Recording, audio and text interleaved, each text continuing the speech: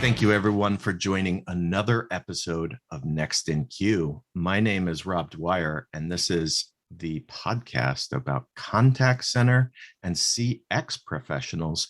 And today, I am really excited to have someone join me who doesn't quite fit the mold.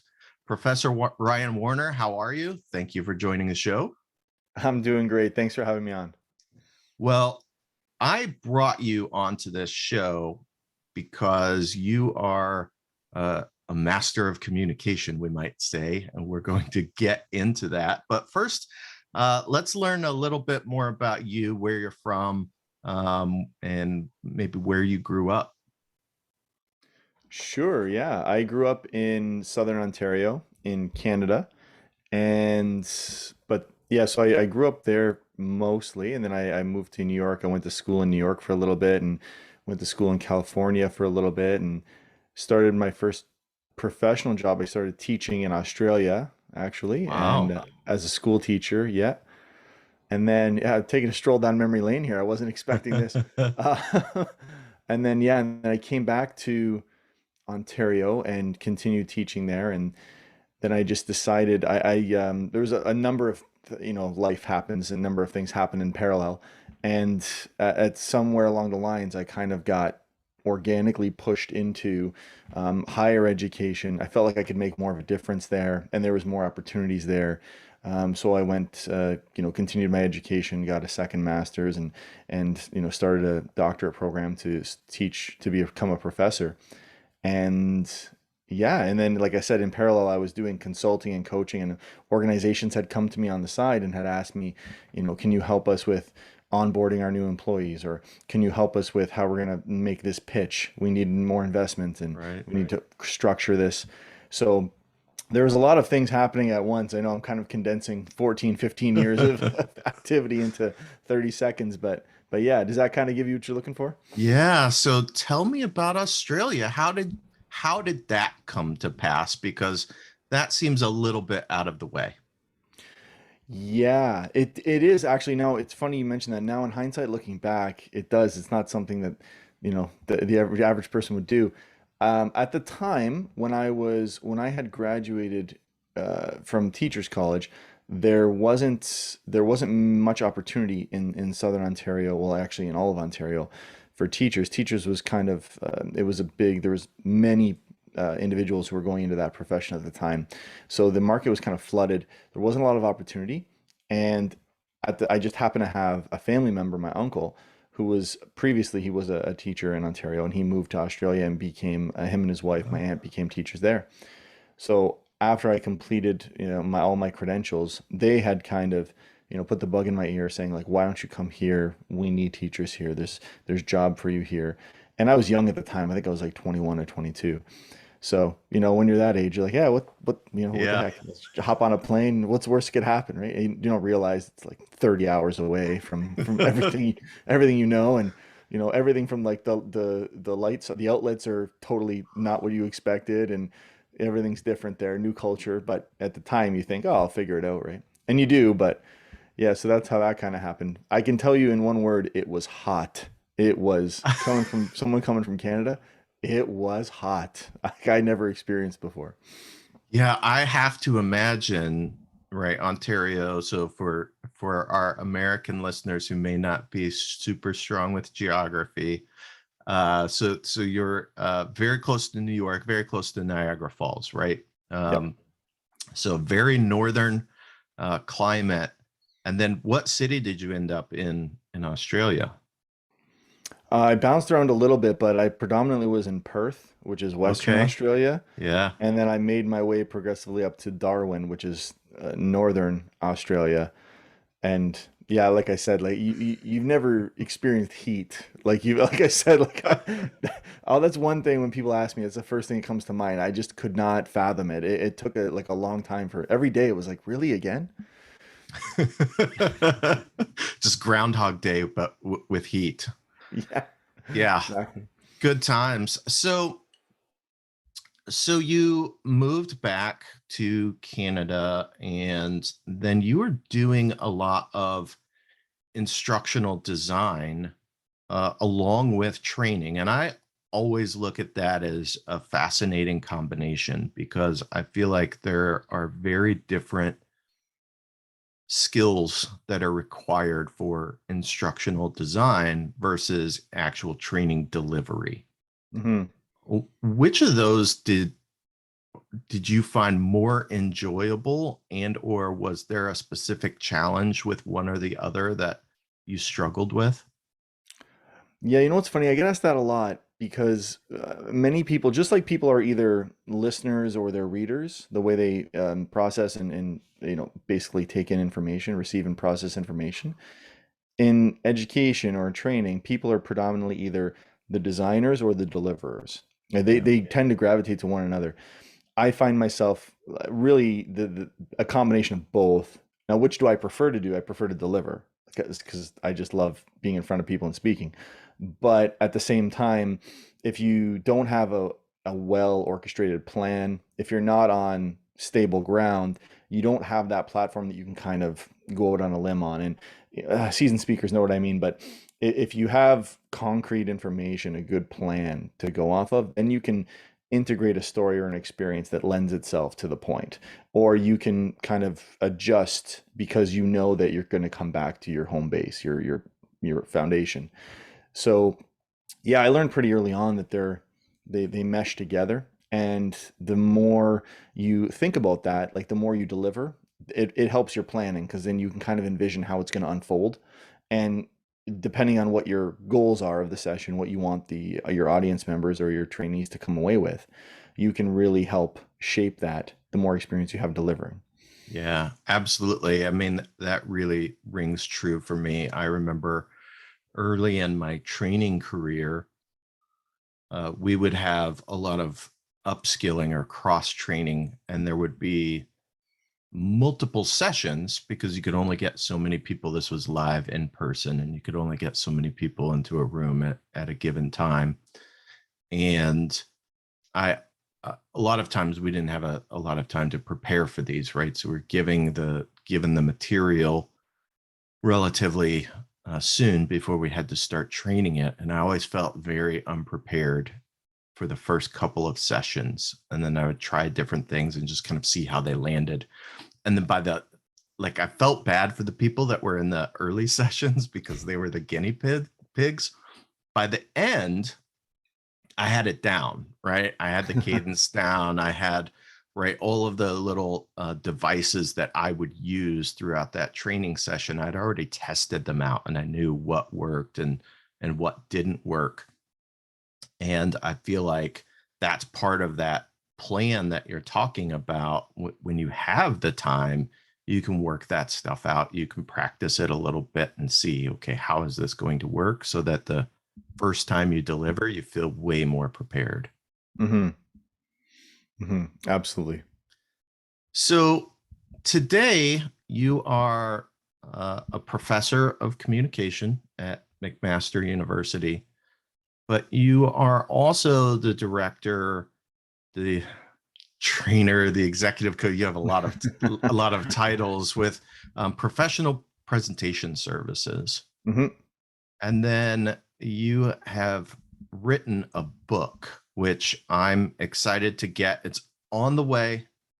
I haven't had a chance to read it yet, but it has a solid 5-star rating on Amazon, and we're not talking about just 2 or 3 ratings. It's a solid rating on Amazon, and it's called The Effective Presenter. But I'm curious. Oh, hey, there it is. There's Hold it up. good Hold it up. job. Get the plug. Get the plug, and we'll make sure and link that on Amazon. But I want to talk about some of the things in that, but first, I'm curious, like, what was your first kind of big presentation opportunity, and how did that go? I didn't, I took a left turn on me there. I thought you were going to ask me something else. My first big presentation opportunity. You know, I don't actually have that on hand. I can tell you that because I was a teacher for a few years before I, elevated to professor in college and then a professor in university. and yeah, in Canada, I know in the States it's all college, but in Canada we have college, university. Um, I had taught for so long in education in the classroom that I and found immediately skills that I had developed and I had kind of taken for granted, or I didn't fully understand how they would translate to the real world or to the business world outside of education. That was something that was really a real eye opener for me. That, when you're teaching anyone from, like, I've taught, kindergarten children age 3 and 4 all the way up to, adults age 80. And you learn that you need to get them into a receptive mode. I call it like getting the drawbridge down from the castle. If the drawbridge isn't down, doesn't matter what you send in, it's not getting in. It's going to hit the wall. You Yeah. got to get that drawbridge down to get through to them, to make that channel. And as when you're teaching, it's just like you need to get them this information. And if you don't find a way to make it palatable for them, to make it interesting for them, they're not going to lower that drawbridge. And it doesn't matter what you say, it's just bouncing off. So I remember vividly when I was teaching school a couple different strategies that I would use to get them to kind of, and a lot of it was structuring, sequencing. Some of it was certain language to use. Like, I'm going to tell you something important. If you forget everything else I said, just remember this point. And then you would have them for that moment. And then that was an opportunity to build off that. But those little skills, I realized later on, that's what really kind of led me into communication and presentation, because just a few words you say can change someone's mindset, can change someone's whole attitude and engagement level. And that kind of perked my curiosity and propelled me down that path. But I remember specific moments, but I can't quite remember the first actual presentation I gave in business. It was probably a training session.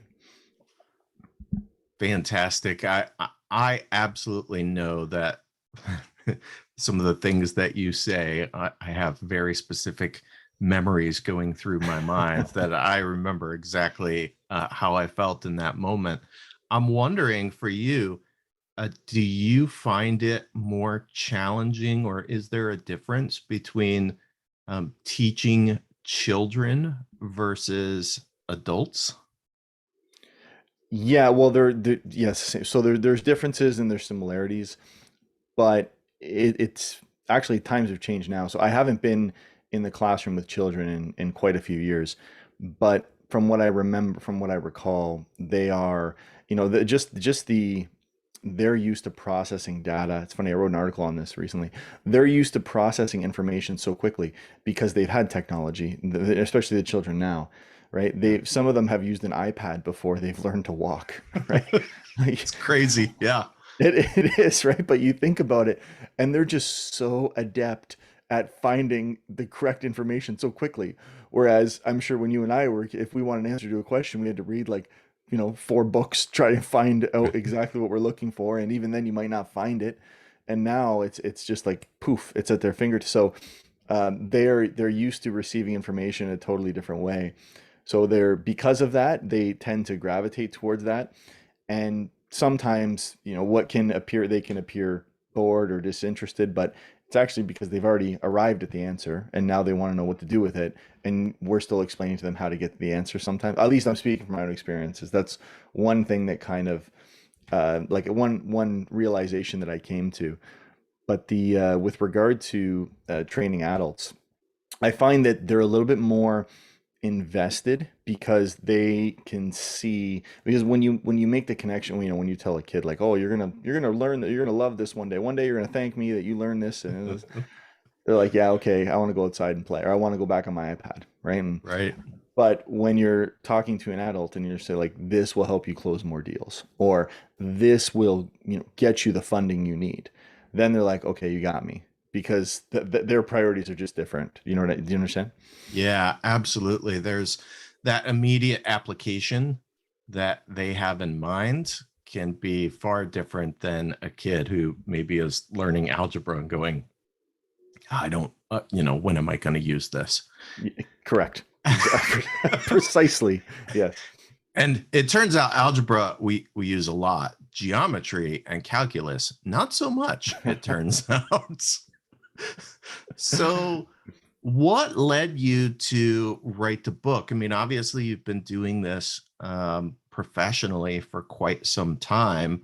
Hmm. What was the moment that you thought, you know what, I'm going to write a book? Yeah, that I actually can tell you. That moment I remember precisely.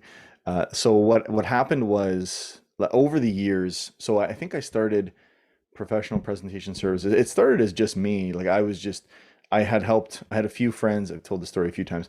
I had a few friends of mine in the Bay Area, in San Francisco, San Jose, and they had startup companies. I went down there on vacation when I was younger, and just hoping to go to California, get some sunshine again. And they were having a talk around the breakfast table, and they were talking about their pitch they had coming up, and I made a suggestion that was based off the research I was doing in college at the time. I was doing research on persuasive communication and effective communication strategies for investments and for basically having to do with money, because when money's involved, it's a different mindset that people get into. So I had proposed a different sequence, a different structure, and they inquired why, and I then proceeded to explain to them the human process and how we think and what will help shape our opinions and make our decisions. And instantly they were like, you have to come back. You have to help. You have to do a training session for our team. I said, okay, yeah, sure, happy to. And then after that, it proceeded to, I got a friend you got to help. He's also got a startup company in a different space. Can you help them? And so just by progression, I just kind of acquired, I guess you'd call them clients. But at the time, I just thought I was doing my friends a favor. I was like, yeah, yeah, I'll help you out, no problem. And then eventually, I got the talk from one of my friends who's in business, like you have to make it at least like a business. You have to do that. So over the years, it's progressed. And now I think I got to the point at most I was working with 60 some clients, individuals, teams, organizations, and I just simply, especially along with my professorship, there was just too much. There wasn't enough of Ryan to go around. So a couple friends they had put the bug in my ear. They said, "Why can you just make a resource for us? Can you make a guide? Can you make something that if we can't get a hold of you, at least we can flip to it or we can go through it and find the answer?" Because some of the questions were repetitive, right? Right, right. So yeah, that was I was thinking about it for a while, and then just I don't know. I'm not a big fan of write. Like I don't love to write. I'm a speaker. I love to speak. So writing was I don't know if I want to. I've written articles before, academic articles and such, but writing like almost like a novel is a different animal. But I took the plunge. It was a moment where I was like, you know what? I'm tired of saying sorry, sorry, sorry. I was like, okay, I'll do it. So that was it. So how long did it take you for something that you don't like to do? This book is what? It's a little under 200 pages.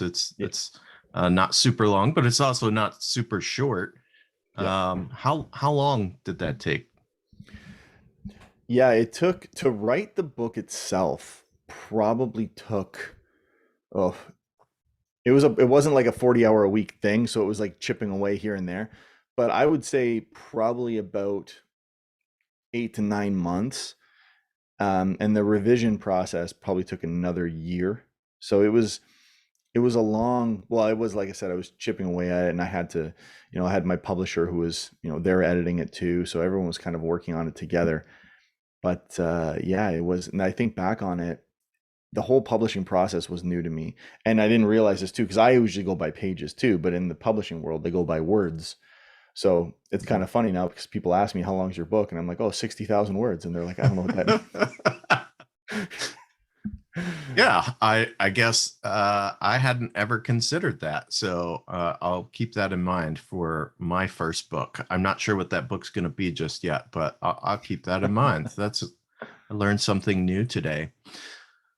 So I don't want to spoil this because certainly I think that people should get the book, but let's talk about if you had to pick like one lesson out of the book for someone in the professional world that maybe was dealing with sales or was doing presentations that you feel like is like super valuable, but also really kind of easy to implement or quick to implement, what would that be? Yeah. So I will answer that question. Can I just give a little pre-answer before Yeah, the answer? please.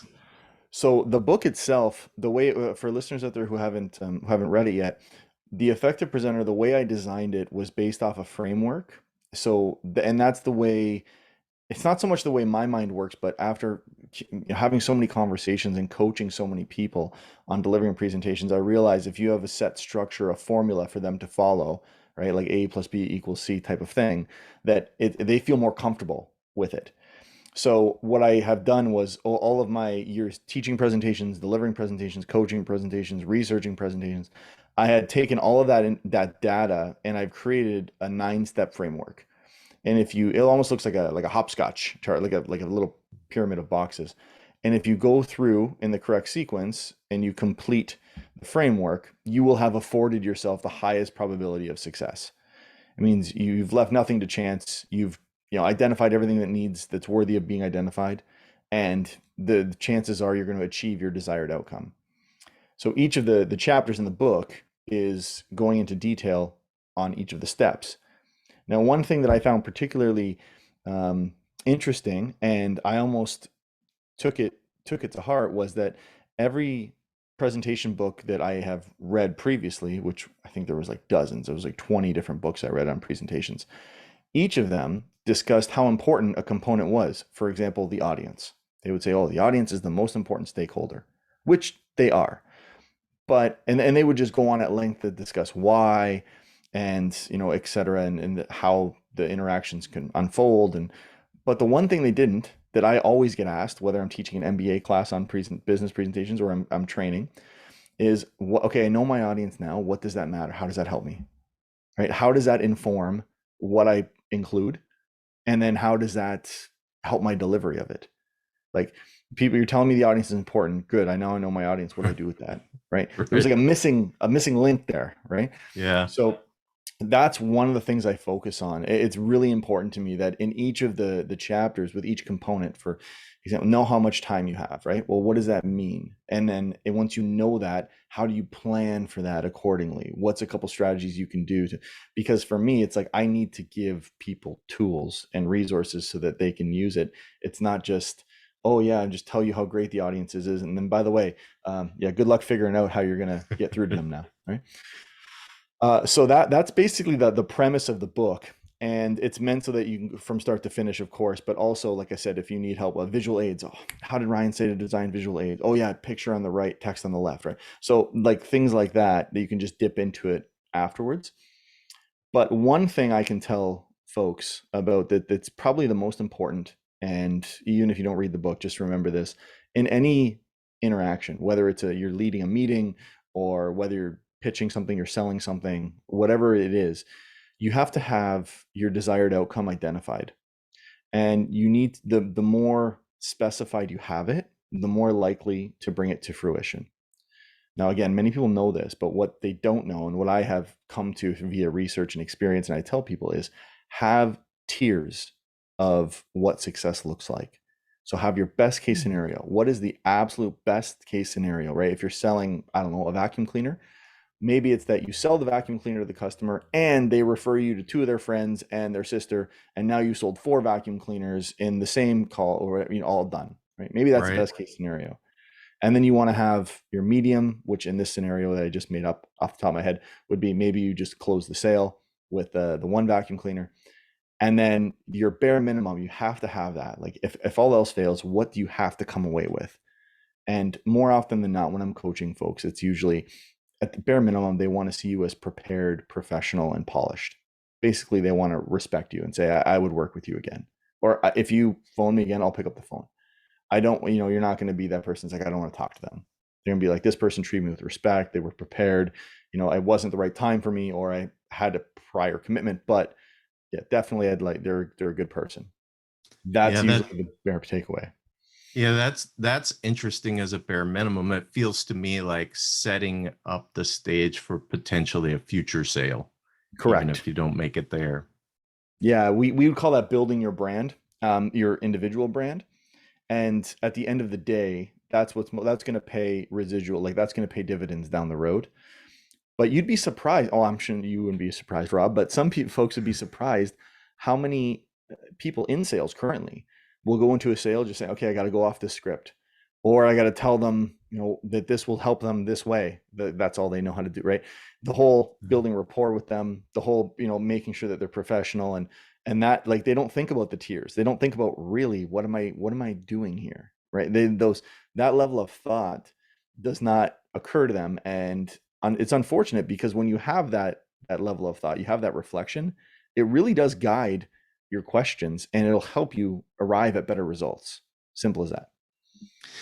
Yeah, I absolutely agree that I think most people, particularly early on in any type of sales career, probably are not thinking about that. And I think a lot of it boils down to the way organizations train salespeople, which is sometimes they just don't train them, right? And they Mhm. don't teach them how to be successful in a sales career.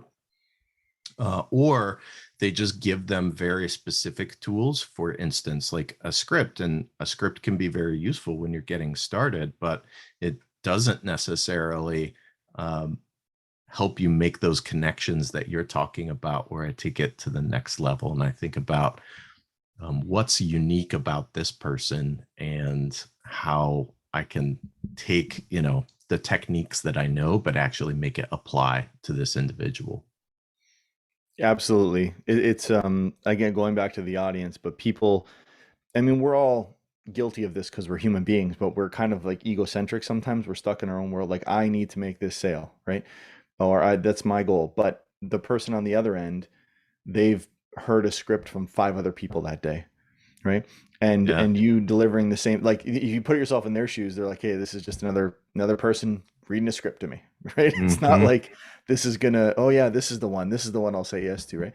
So when you know that, then it helps you kind of adjust your approach and be like, listen, I'm sure five or six people have already read your scripts. I don't want to do that. I want to help you. Like, let me know if, like, will this help? What will help you? Will this help you? If not, whatever. Sorry, I'm going into launching into a hypothetical scenario again. I do that sometimes.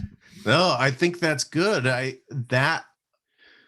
think those kinds of things really help illustrate for the listeners the kinds of ways that they can approach conversations if they're involved in any type of sales. And that holds true of um, the frontline agents who might be doing some type of sales. That can be very different how they approach their sales, because they probably have a limited amount of time, and maybe they, you know, don't have the same opportunities to build rapport, but that doesn't stop you from building rapport with someone that you have on the phone.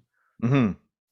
And I think that's a big miss often that we get. We just miss these little clues when you've got people who are on the phone in a sales career, but not a sales mindset.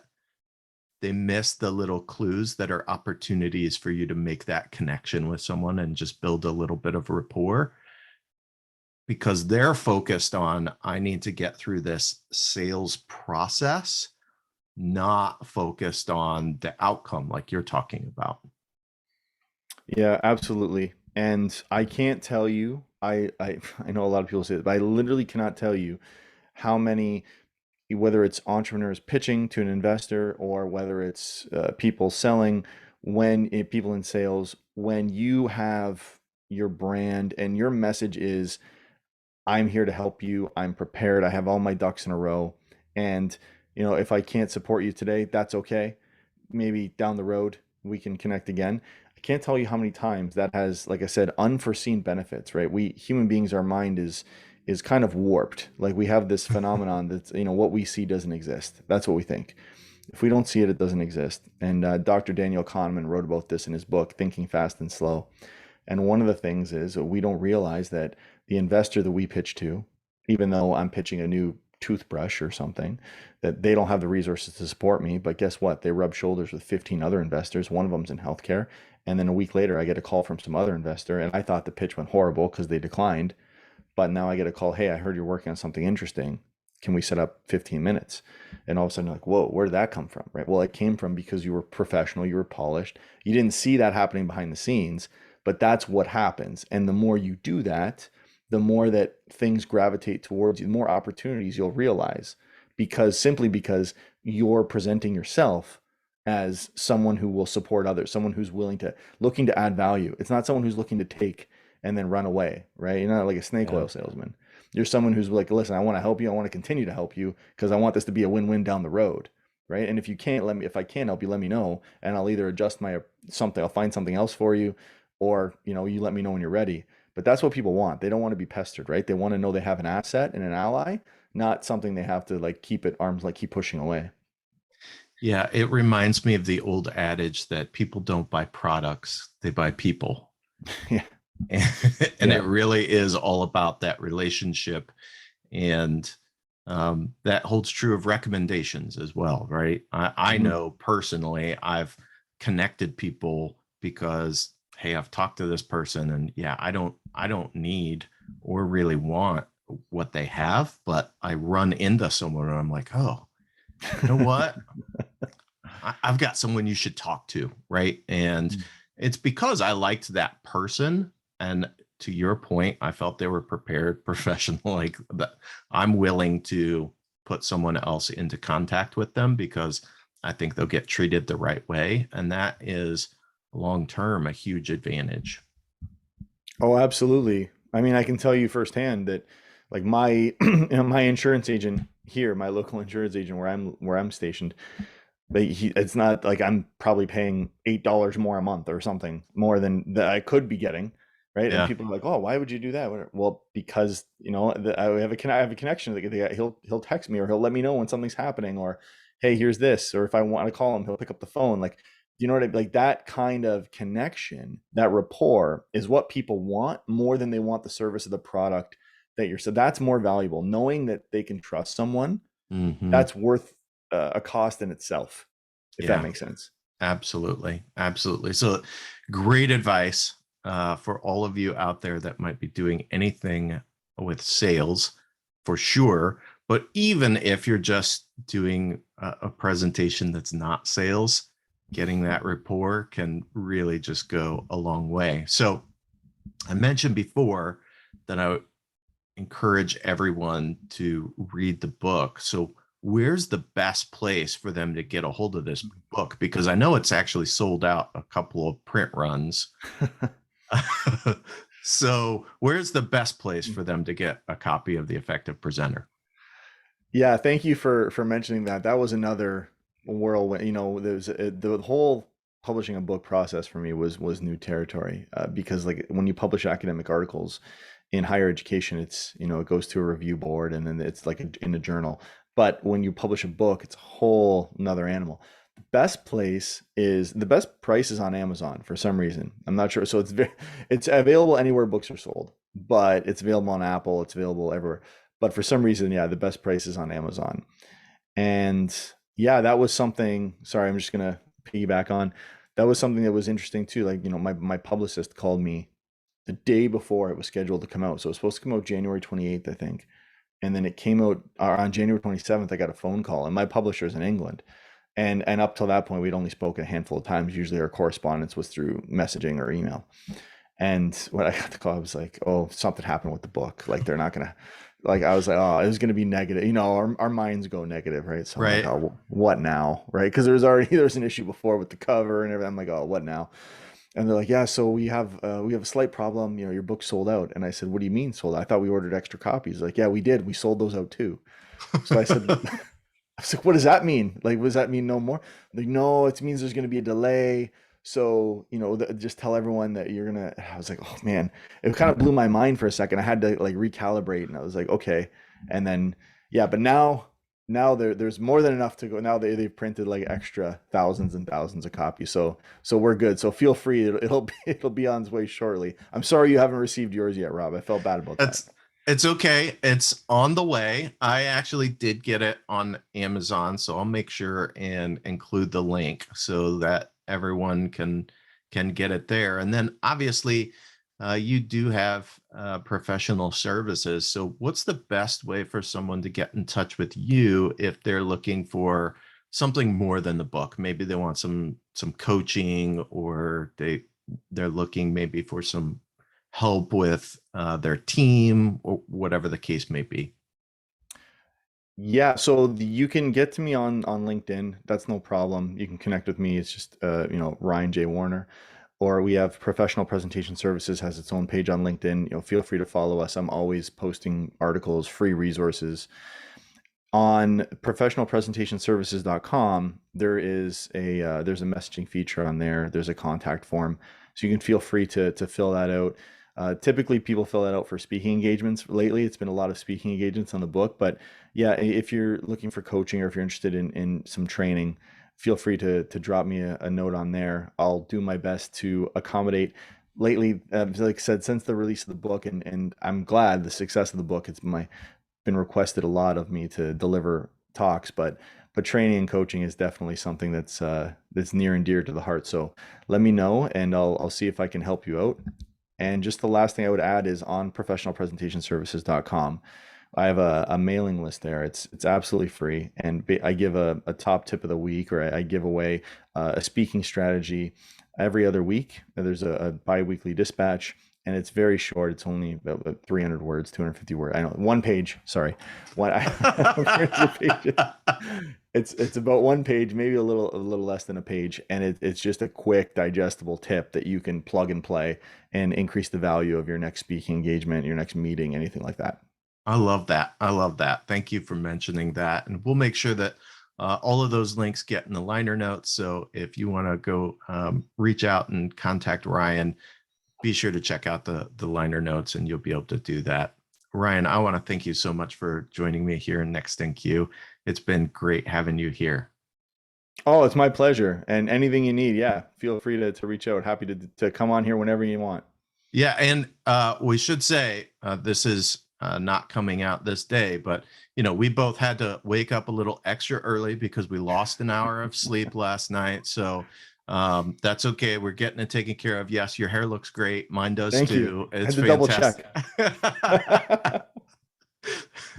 Thanks again, Ryan. We'll talk again soon.